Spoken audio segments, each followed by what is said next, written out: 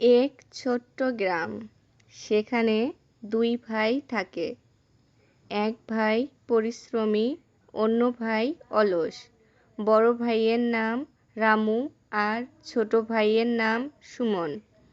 রামু প্রতিদিন মাঠে কাজ করে, সুমন কিছুই কাজ করে না। সুমন সবসময় মজা করতে পছন্দ করে। দেখ সুমন, যদি পরিশ্রম না করিস তবে কিছুই পাবি না। তুমি তো সব সময় পরিশ্রম করো কিন্তু কিছুই পাও না। আমি শীঘ্রই বড় কিছু পাবো। একদিন রামু আর সুমন একসঙ্গে জঙ্গলে কাঠ কাটতে যায়। সুমন হঠাৎ একটি সোনালী আপেল গাছ দেখতে পায়, যা মাটিতে ছিল। এটা তো সোনার আপেল গাছ, এটার মাধ্যমে আমি কোটি কোটি টাকা পাবো। এরপর সুমন অনেক বড়লোক হয়ে গেল।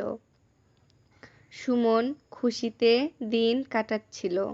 সুমন প্রতিদিন আপেল গাছ ব্যবহার করে আরও সম্পদ পেতে থাকে।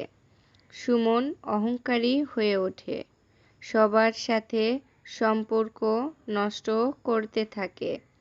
একদিন সুমন আপেল গাছটি ভুলবশত হারিয়ে ফেলে।